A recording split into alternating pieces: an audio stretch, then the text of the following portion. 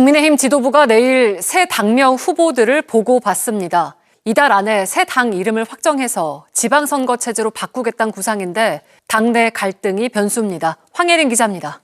국민의힘 지도부가 미래연대와 미래를 여는 공화당으로 압축된 새 당명 후보들을 보고받습니다. 당 핵심 관계자는 JTBC에 내일 비공개로 최고위원 회의를 열고 브랜드 전략 TF로부터 당명 개정 관련 설명을 듣는다며 수정 가능성을 열어두고 논의할 예정이라고 밝혔습니다. 이달 안에 당명 개정 절차를 마무리해 오는 3.1절부터는 약 6년 만에 새 이름으로 탈바꿈한다는 계획입니다. 새 당명으로 이미지를 쇄신해 본격적인 지방선거 체제로 들어가겠다는 구상으로 풀이됩니다. 국민의힘은 박근혜 정부 이후 당의 변화가 필요할 때마다 새누리당에서 자유한국당과 미래통합당을 거쳐 2020년 9월 국민의힘으로 당명을 바꿨습니다. 다만 전날 장동혁 대표가 윤석열 전 대통령 내란죄 선고와 관련해 밝힌 절윤 요구에 대한 입장을 두고 당내 파열음이 계속됐습니다.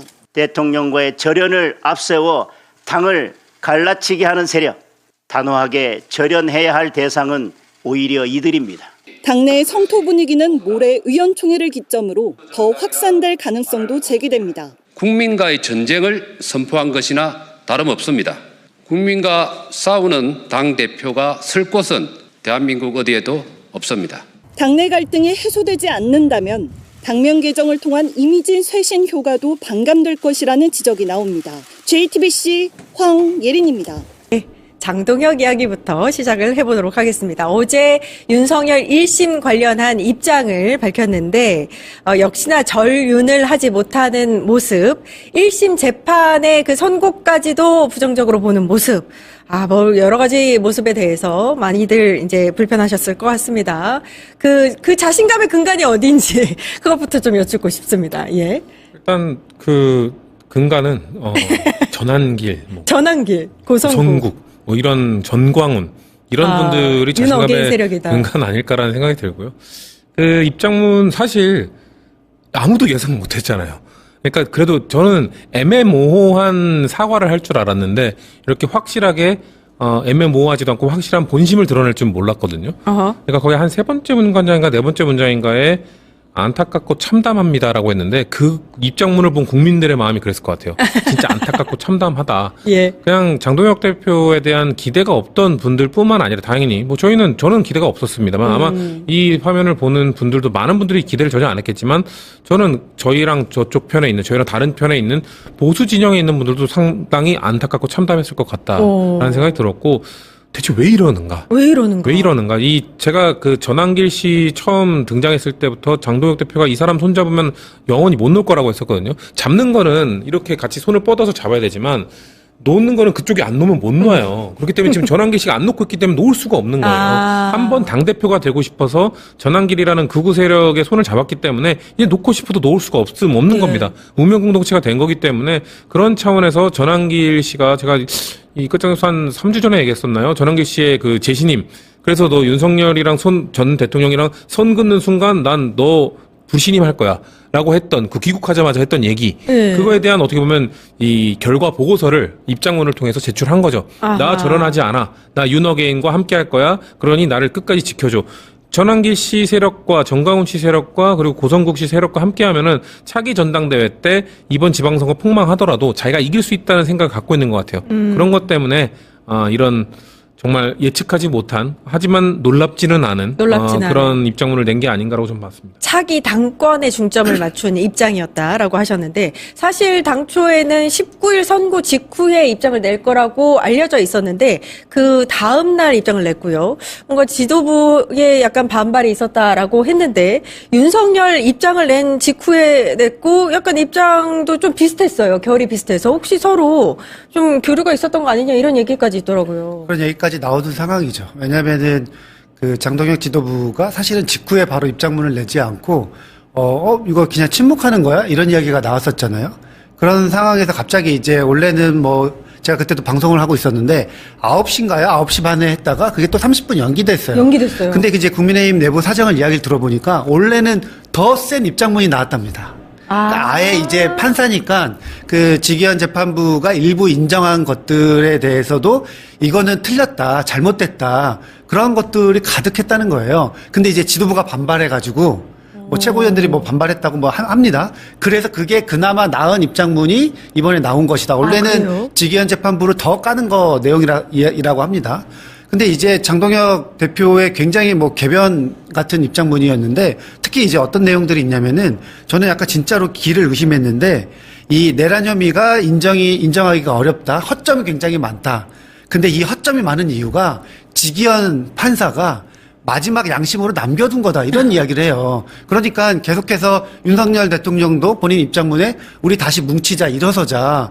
그러니까 그 윤 어게인 세력한테 계속해서 뭔가 자신을 위해서 윤석열의 부활을 위해서 뭔가 목소리를 내달라, 시위를 해달라, 약간 이런 메시지를 던졌거든요. 예. 근데 장동혁 대표도 비슷한 내용이에요. 그러니까 1심을 인정하지 않는 거죠. 무죄 추정 원칙을 지킨다고 하니까 그러면 3심까지 자기는 윤석열은 내란의 재미가 없다. 이거를 지금 말하고 싶은 거예요. 그러니까 그 장동혁 지도부, 장동혁 대표는 도대체 왜 저런 입장문을 냈을까?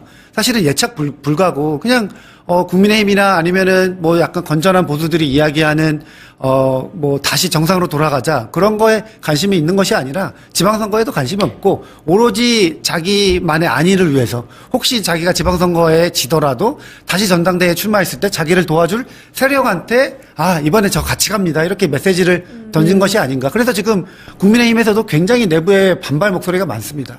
근데 되게 충격적인 건 이 장동혁 판사 출신이잖아요. 근데 1심 판결을 이런 식으로 부정하는 더 강한 메시지였는데 그나마 좀 완화된 거라면 더 놀라운 거 아닙니까? 그러니까 저는 근데 국힘 지도부 일부가 막았다고 하는데 예.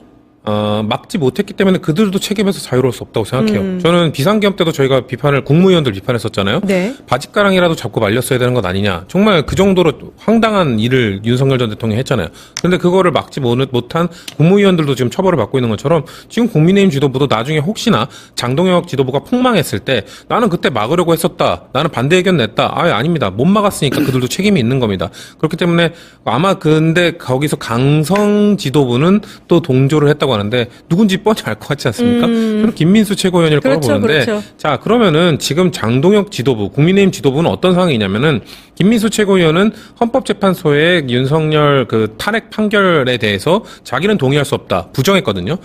헌법재판소의 탄핵 판결도 부정한 지도부인 거고요. 그리고 지금 윤석열의 내란 재판 1심 판결도 불복한 지도부인 겁니다. 지금 우리나라 어떻게 되어 있습니까? 법원과 헌법재판소로 사법부가 구성되어 있잖아요. 두 최고기관의 판결조차 불복하는 지도부. 이게 사실 공당으로서 이게 존재할 가치가 있는 겁니까? 의미가 있는 겁니까?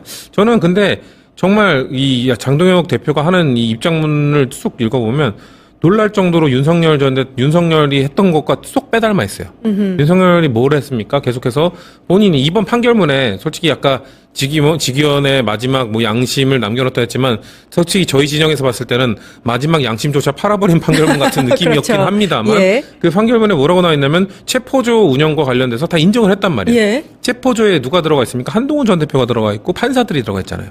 그거는 뭐냐면은 그게 계속 윤석열이 얘기하고 있는 민주당 때문에 했다는 게 거짓말이라는 게 증명이 된 겁니다. 사실상 자기랑 의견이 달리하는 사람들은 다 반국가 세력, 그런 사람들은 다 잡아들여야 하는 세력, 다 체포해야 되는 세력 이렇게 규정한 거잖아요. 지금 장동혁 대표 뭐라고 했습니까? 자꾸 자기한테 절연하라고 하는 사람들 이거 갈라치기 하는 거다. 똑같아요. 자기랑 의견 달리하는 사람은 갈라치기. 이 사람들을 절연해야 된다. 이 사람들을 끌어내야 된다. 체포해서 가두려고 했던 윤석열과 이 절연하려고 하는 장동혁 놀랍도록 닮아있다. 그러니까 아하. 윤석열의 아바타 같은 행동을 지금 저는 장동혁 대표가 하고 있다고 봅니다. 윤석열의 새로운 아바타로 장동혁이 떠올랐네요. 시즌2. 네. 시즌2네요. 예. 근데 진짜 놀라운 건 덕분인지는 모르겠는데 국민의힘 내부에서 뭐 미디어 대변인이나 이런 분들 얘기를 들어보면 내란을 여전히 부정하고 방금 말씀하셨잖아요. 헌재에서도 1심에서도 무죄가 아닌 유죄로 판결이 났음에도 불구하고 내란을 여전히 부정하고 계엄은 대통령의 고유 권한이라고 아예 떠들기 시작했어요. 이거 너무 심각한 일인 것 같아요.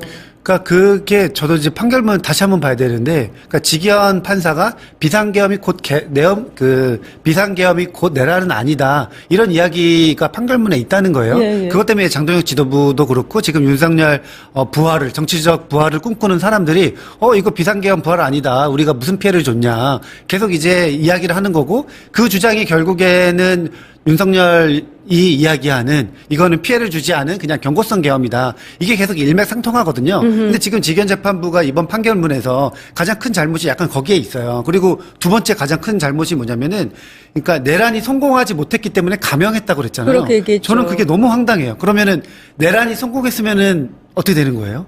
내란이 실패했으니까 감형했어요. 내란이 성공하면은 이거 처벌할 수 없는 건가요? 새로운 공식. 네. 예. 그러니까 예전에 전두환을 우리 1995년인가요? 그때 검찰이 불기소합니다. 그 불기소 이유가 뭐냐면은 성공한 쿠데타는 처벌할 수 없다, 이거거든요. 그랬었죠. 그러니까 그 이야기가 나와가지고 대한민국이 완전 들끓었어요. 이게 말이 되냐? 그래서 특별법이 나오고, 그 특별법에 의해서 뭐 지금처럼 비슷하게 한마디로 특검, 뭐 내란재판부 이런 취지로 이제 특별법에 의해서 전두환이 다시 한번 1심에서 사형을 선고받은 거거든요. 근데 지금 이 직위원 재판부가 이번 1심 판결에서 약간은 뭐 그 윤석열 어게인 세력들이 일말의 희망을 걸 수 있는 그러한 것들을 좀 남겨놨기 때문에 이들은 계속해서 2심에서도 이거는 감형될 거야, 무죄될 거야, 이런 주장을 할 수밖에 없는 거거든요. 예. 그래서 저는 직위원 재판부의 판결문이 상당히 사회에 큰 혼란을 주고 있는 판결문이다. 뭐 내란 혐의는 인정했지만요. 예, 예. 그래서 굉장히 부적절하다, 이렇게 좀 말씀드리고 싶습니다. 그래서 아무튼 장동혁과 지도부는 그런 판단을, 전륜을 못하는 그런 판단을 내리고 있는 반면에 이 당내 반발은 조금 거세지고 있는 듯합니다. 왜냐하면 원로들은 누구랑 싸우는지 분간도 못한다라고 얘기를 하고요. 오늘 보니까 조금 전 한 30여 분 전에 당협위원장 25명이 사퇴하라, 이런 입장문을 발표를 했어요. 이게 점점 더 강해질 거라고 보여지거든요. 당협위원장 25분 징계위원회 올라가겠네요.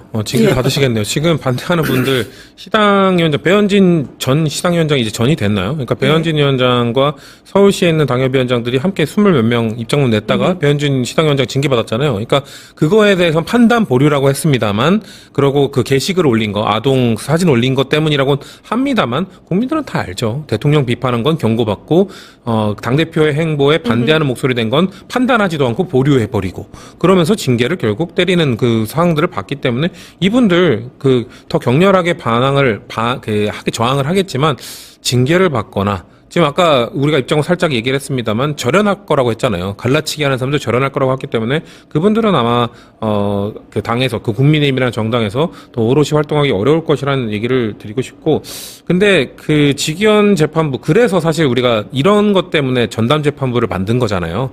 항소심 때부터는 내란 전담 재판부로 갈 겁니다. 그리고 이번에 지기한 부장판사 간 거 보니까 이제 교통사고 그쪽으로 이제 하러 가신다는데, 그러니까 원래 경제, 뭐 보건, 식품 뭐 이쪽 전공하시던 분이잖아요. 그런 분을 내란 재판에 맡겼기 때문에 국민들이 납득하기 어려운 전 판결이 나왔다고 봐요. 예, 예. 그러니까 지금 내란 전담 재판부에 대해서 국민의힘 쪽에서 자꾸 지금 정말 그 사실 왜곡을 하면서 허위 사실을 유포하고 있거든요.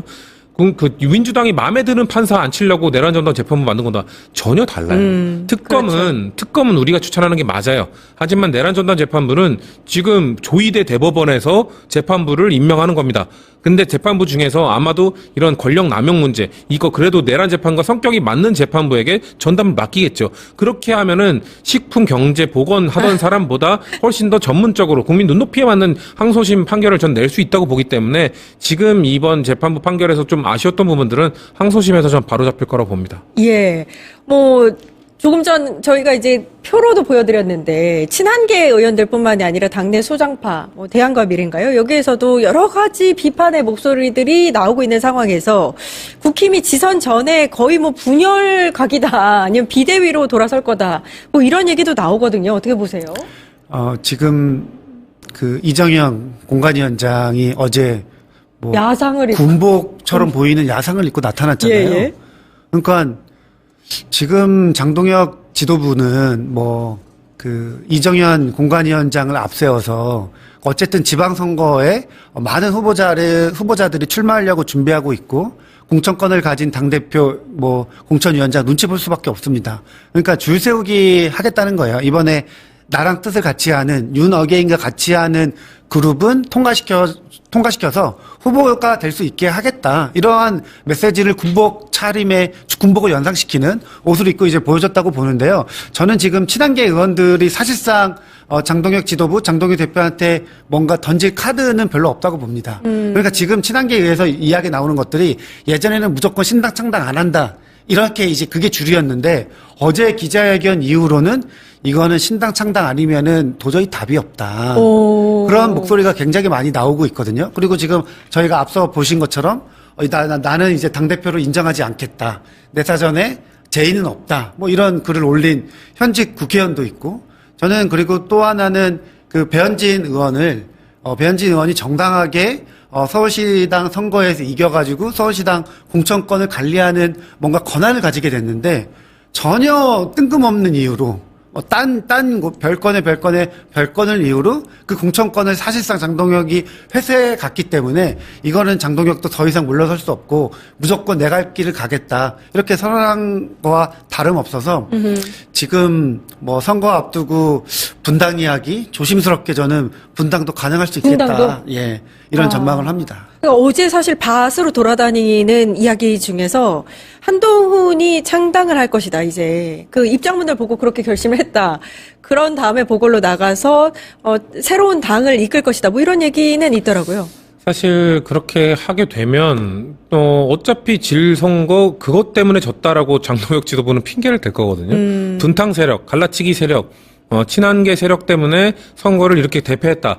지금 안 그래도 대패할 건데 그들이 명분을 줄 거라고 생각해요. 그래서 저는 그래서 신당 창당이나 이런 것들은 정무적으로 하지 않는 게 친한계한테는 지금 당권파에 반대하는 사람들에게는 좋을 것이다라고 생각했는데 저는 그래도 이 정도까지 왔다면 저도 입장문 보고 나서는 저희가 그러니까 관망하는 입장도 바뀌어요. 저는 창당하는 게 맞다고 봅니다.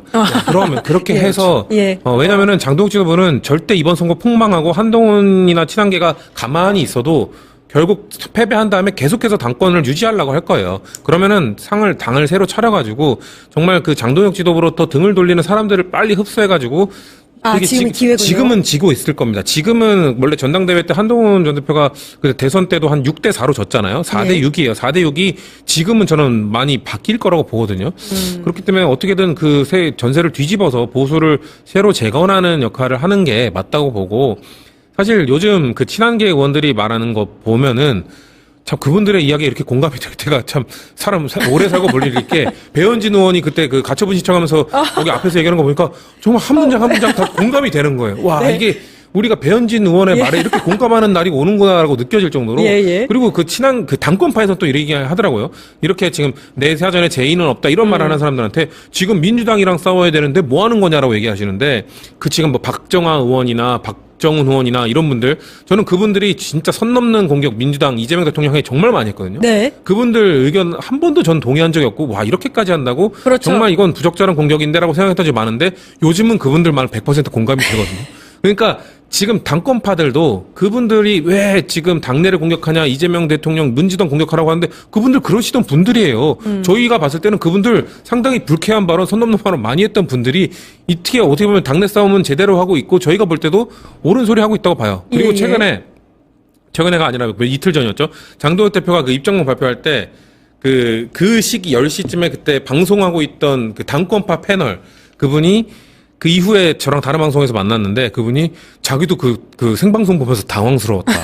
자기는 당권파 패널, 자기는 당권파 패널인데도 저 입장문 보면서 그래요? 저거 어떻게 얘기하지라고 할 정도로 당권파 패널들, 그러니까 이른바 인증 패널들도 당황할 정도의 입장문이었다라는 게 저는 그 패널들부터 들었던 얘기입니다. 요 얘기 짧게 해보면 그 이정현 공천위원장 말입니다. 아까 이제 말씀하셨잖아요. 네, 야상 입고 나와서 거의 이제 새로운 뉴 페이스들로 바꾸겠다. 장동혁하고 좀 결이 비슷한 얘기를 한 거거든요. 그럼 이것도 이제 지선의 승리가 아닌 차기 당권을 위한 계획인가요? 맞습니다. 그러면? 그렇게 보입니다. 그러니까 지금 차기 당권도요. 지금 원래는 선거 끝나면은 만약에 대패하고 나면은 지도부가 잘못했습니다. 사과하면서 비대위 차려지고 그게 정상적인 수순이거든요. 근데 지금 장동혁 대표는 본인이 선거 진다고 해도 물러날 것 같지가 않아요. 어쨌든 임기는 정해져 있기 때문에 선거 진다고 무조건 물러나는 건 아니거든요. 법적으로. 당내 규정도 그렇고. 장동혁 지도부는 계속 갈 것 같고요. 그리고 두 번째는 이정현 위원장이 계속해서 뉴페이스 이야기를 하고 사실상 오세훈, 뭐 박형준 부산시장 이렇게 겨냥해서 뭐 그냥 이름값으로 되면 안 된다. 새로운 사람이 필요하다. 이런 얘기를 계속하고 있거든요. 특히나 장동혁 대표도 어느 유튜브에서 이런 말을 했습니다. 경쟁을 해야 경쟁력이 생긴다. 근데 그것도 과거 버전인 것 같아요. 어제 저는 이후로 오세훈 컷오프도 가능하다. 이런 분위기에서는. 그래서 저는 지금 한동훈 전 대표나 오세훈 시장이 많은 고민이 있을 거라고 봅니다. 아, 이거는 이 당에서는 도저히 살아남을 수 없다. 어차피 만약에 컷오프 되고 이렇게 시점을 놓쳐가지고 만약에 출마까지 못한다면은 뭐 크게 이제 피해가 많으니 차라리 신당 창당하거나 아니면 무소속을 띄거나 오세훈 시장 같은 경우에는 원희룡 제주지사 무소속 무대를 생각할 수도 있을 것 같고요. 지금 야당이 굉장히 큰 뭐라 그럴까요? 분란, 뭐 분당 진짜 그냥 예측 불가의 상황인 것 같습니다. 그렇군요. 예. 저는 이정현 위원장 야상 입고 나온 거 이거 윤어게인 지지 메시지로 보거든요. 그러니까 정치인의 정말 타이 색깔 하나도 메시지잖아요. 타이 색깔 하나고 나오는 것도 이재명 대통령도 약간 중도 통합의 메시지 할 때 약간 통합 타이 파란색, 빨간색 섞인 타이 메고 오시는 것처럼 정치인들은 다 그리고 장동혁 대표도 그때 약간 이준석 의원한테 화해 제스처할 때 주황색 메고 다 이게 의상은 메시지입니다. 정치인의 메시지는 야상을 입고 나왔다는 거는 저는 그 계엄 찬성한다는 메시지랑 다름없다고 보거든요. 이정현 의원이 누굽니까? 박근혜 대통령의 신복 비서실장이에요. 맞아요. 박근혜 대통령 탈핵당한 다음에 그 당시 그때 이름이 미래한국당이었나? 아닌데. 한나라당이었나? 새누리당 때. 하도 많이 바꿔가지고. 네, 그러니까요. 그때 그 사람들 거의 다 사과했는데 끝까지 사과 안 한 게 이정현 비서실장이에요. 끝까지 박근혜 대통령의 탄핵에 대해서도 인정하지 않고 사과 안 했거든요. 똑같습니다. 지금 윤석열 전 대통령의 계엄군 군 투입, 지금 무기징역 판결 받고 장동혁 대표 윤어게인 메시지 내고 내가 야상 입고 온 거 지금 지옥 훈련 같은 그게 아닙니다. 저는 계엄에 대한 긍정 메시지, 윤어게인 세력들에 대한 긍정 메시지, 지지 메시지라고 보고요. 무슨 청년들 나와라, 도전하라, 판가리 하겠다? 지금 국민의힘이 지금 청년들 공천하겠다는 메시지를 낼 자격 있습니까?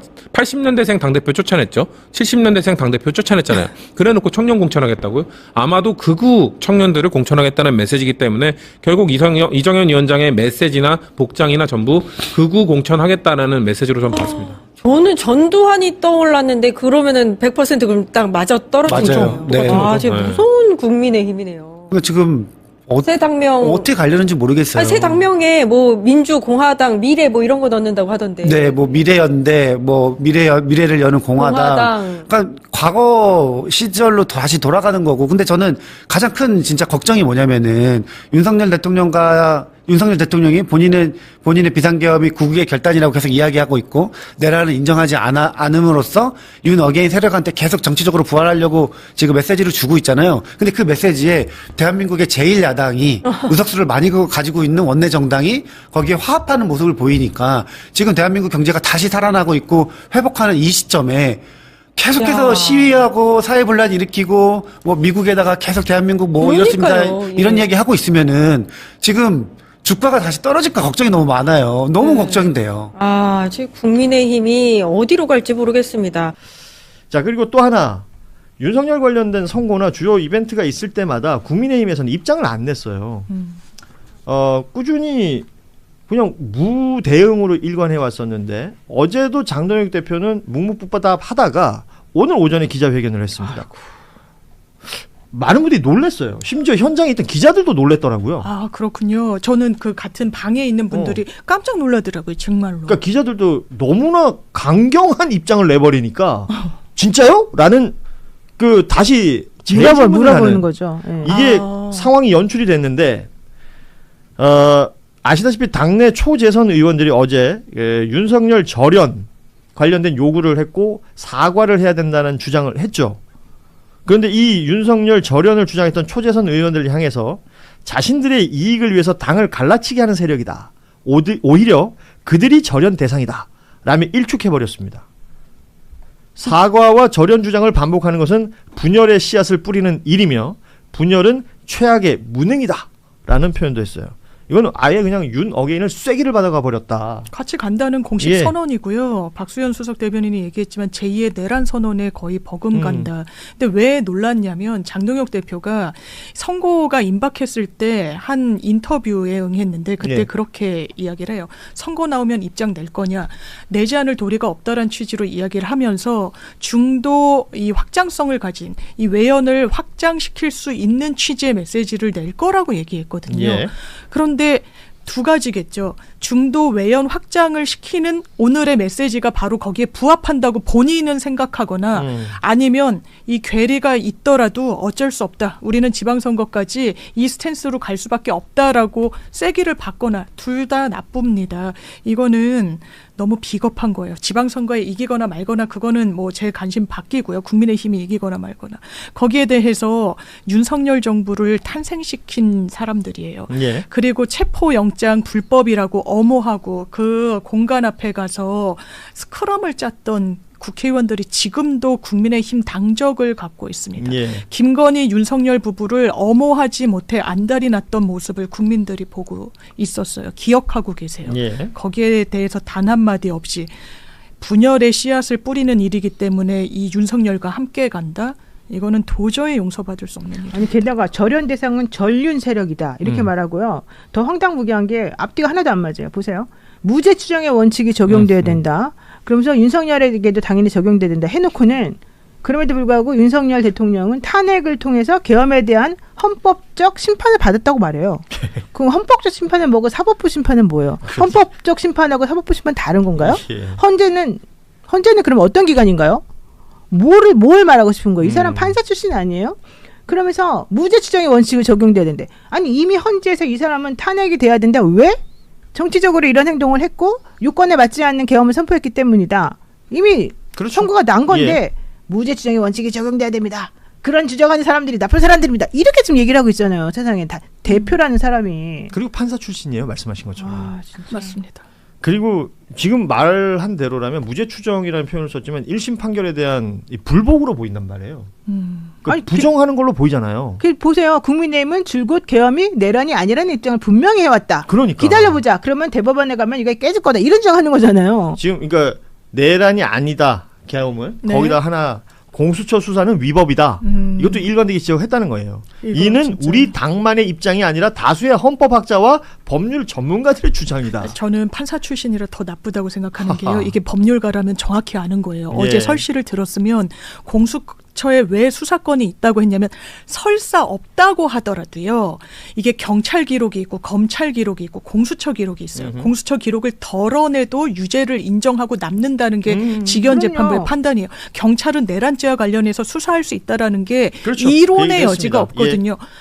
너무 나쁘다는 거예요. 그러니까 국민들 눈을 가린다. 왜곡하잖아. 혹세무민하고 맞습니다. 또 웃긴 건 네. 이거예요. 확신이 없는 판결은 양심의 떨림이 느껴지기 마련이다. 소리야? 판결문 아니 그러니까 지기현 부장의 이 판결이 논리가 안 맞는다는 거야. 근데 논리가 안 맞는 이유는 사실은 지기현은 무죄라고 선고해주고 싶었는데 니네들이 하도 지기현을 괴롭히니까 지기현이 유죄하려다 보니까 이상하게 된 거야. 그래서 이것 설명한 허점이 거예요. 생긴 게 지기현의 마지막 네. 양심이다라는 봐봐. 표현을 썼어. 확신이 없는 판결은 양심의 떨림이 느껴지기 마련이다. 판결문 곳곳에서 발견되는 논리적 허점들이 지기현 판사가 남겨놓은 마지막 양심의 흔적들이다. 이건 궤변 중에 궤변이에요. 이거는 납득할 수 그러니까 없는 어쨌든 겁니다. 중요한 건 자기도 생각하기에 논리적 허점이 많다는 거네. 그러니까 판결문이. 논리적 허점. 나는 이 말이 장동혁이라는 인물도 판사 출신인데 네. 판사가 판결을 내릴 때 자신의 양심을 거기다 남기는 게 더 중요합니까? 아니요. 완벽한 논리로 판결을 정확하게 내리는 게 더 중요하잖아요. 네. 근데 지기현이란 판사는 그거보다 양심의 흔적을 남기는 게 더 중요해서 이렇게 남긴 거라고 장동혁이라는 인물이 이걸 인증해 주는 것처럼 느껴지는 거예요. 사법부를 거의 매기는 수준인 거예요. 그러니까 본인이 이게 사법부 출신인데. 그리고 했던 말 중에 하나가 전한길 씨를 품자. 뭐 이 얘기도 해요. 근데 이상한 비유가 있는데 이거 좀 해석 좀 해주십시오.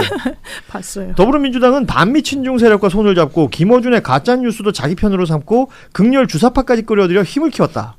설령 우리와 조금 다르다고 해도 다양한 목소리와 에너지를 좋은 그릇에 담아내는 것이 국민의힘이 해야 할 역할이다.